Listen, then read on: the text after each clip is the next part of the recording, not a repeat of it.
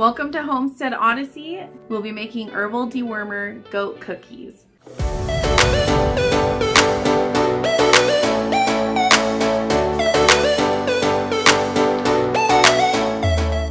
We choose to use herbal dewormers versus chemical dewormers just because I don't love the idea of having those extra chemicals in the goat's bodies, having a lot of times commercial goat wormers, they are used frequently even when goats don't need it. We use the Molly's Herbal goat dewormer.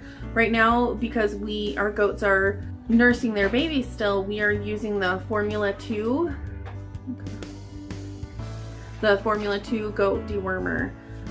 We've really liked this so far. It seems like it's working well with our goats.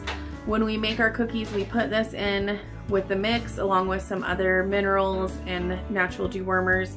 So follow along and watch the video with us. Also, if you enjoy our channel and watching us, please like our videos. It really helps get our videos out there, and subscribe to our channel. That helps our channel grow and it helps keep you up to date with what we're doing. Okay, so the main ingredient of our goat treats are flax seeds. And there's two reasons why we use these flax seeds. The first reason is when flaxseed is mixed with water, it makes kind of a gel that will help hold our cookies together. That way I don't have to use any kind of binders other than what the flaxseed naturally produces.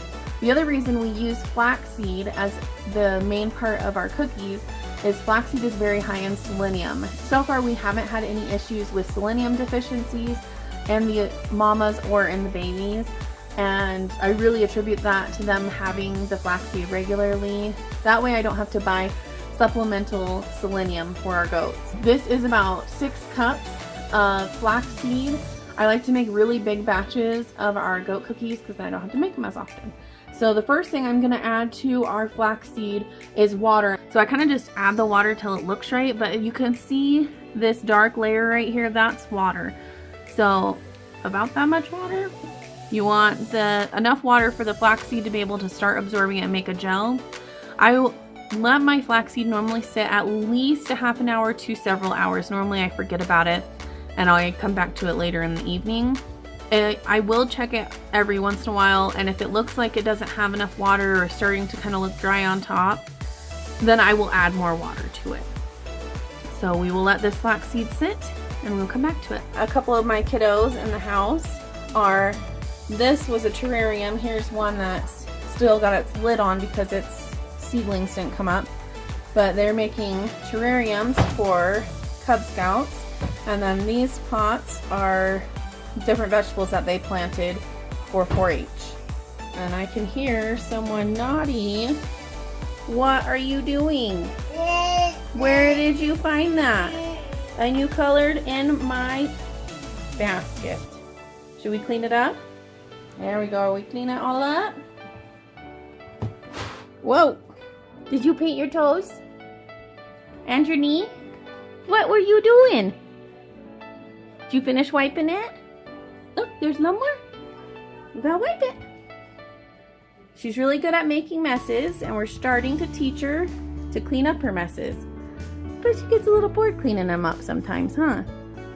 It's been about an hour since I started the flaxseed soaking, and there's no longer a layer of water in between the seeds, and they're pretty dry on top and getting hard. So I'm going to add some more water to them. I didn't add a whole ton of extra water. I stirred it around and noticed that under the top layer, most of it was starting to gel up. So we still added a little bit of water, stirred it around. We'll let this sit a little bit longer to let them continue to create their gel. Okay, so it has been about an hour and a half, 2 hours since I've started this, and it looks like it's pretty well gelled. It's nice and sticky. So we're gonna start adding our other ingredient. The first thing that I add is the Formula 2 Weekly Worm Formula and Tonic dietary supplement. This is from Molly's Herbal. You get it online, you buy it by the pound. You can get the 1 and 2 together. I chose to just get the number 2 because I knew my goats were freshly pregnant, and it's not best to give the Formula 1 to pregnant goats or nursing goats. So I just bought the number 2. I have kind of this idea that I'd like to try to grow these herbs myself so I can make my own blend instead of continue to buy it. We will see if that happens this year, but that's kind of my goal. But with the Formula 2, you want, the dosage is 1 tablespoon. I like to try to make about 30 doses worth of it at a time, which is about 2 cups, a little less than 2 cups of the formula. So I'm going to measure that out.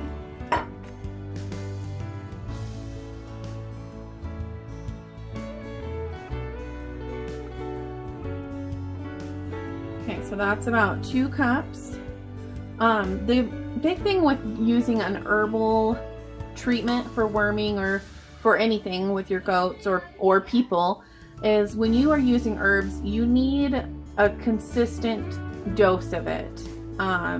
It's not like the commercial chemicals where you just give them a whole bunch at one time really strong and then you wait a long time in between. So what's suggested for the herbal dewormer is for several days in a row to give them a treatment. So, you know, 1 tablespoon or 1 or 2 cookies, depending on how many cookies you get out of your batch. Give that to them consistently for about 3 or 4 days in a row, and then you do it once a week to kind of keep those herbs and things in their body that the parasites and the worms don't like. Another thing I add to my mix is when we carved jack-o'-lanterns, we saved all our pumpkin seeds and dried them. I did not cook them in the oven, I just let them air dry. And pumpkin seeds is one of the main ingredients in the herbal formula. And I just feel like having the pumpkin seeds in their full form, I don't know, to me it makes me think that it would work better in its natural state. So I like to add them. My goats love snacking on pumpkin seeds. I do not measure this out. Like I've said before, a lot of my cooking is just kind of eyeballing it. Now I am running low. I had 2 whole bags of pumpkin seeds saved up from October. This next year's Halloween I will save more, but I may have to end up purchasing some or figuring something out. But from what I've read, you can also use squash seeds. It does not have to be pumpkin seeds. So that may be another option, is as we have squashes, yellow squashes, summer squashes, that we could save those as well. I also have these goat loose minerals. On the back it has dosage recommendations. I've tried putting this out as a loose mineral and I've never seen them eat it, and every time I put it out they dump it. And so I just feel like they don't really get it, and I'm just kind of throwing away my money. I don't put a lot of this in this mix, but I feel like at least I'm using it and I know they're getting some of these minerals that they need. And for this amount of a mix, I'm going to do about 3/4 of a cup. Okay, normally when I'm making these cookies at this point, I would add some other greens and herbs that I had collected and dried and ground up from my yard last fall, but I am completely out of those, so this is all that's going to be in my mix for this time. I'm going to give this a big stir, and then we will make our cookies and dry them.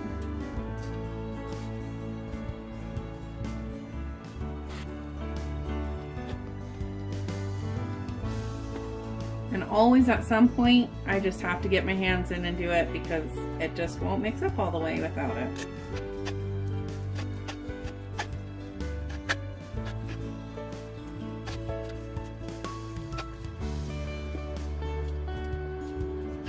Okay, once it looks like most of the dry portions are mixed in, you just really want to make sure there's no kind of hidden pockets of dry herbs in there, which it's looking like it's okay. I know I said this is going to be about 30 doses worth with what we measured. I don't worry about making exactly 30 cookies. The smaller the cookies are, the faster they dry, which is a little more important to me. I don't like spending forever waiting for these to dry. But I just get my dehydrator tray and I just get a handful of it and make kind of a mound. It's not beautiful, it's not perfect.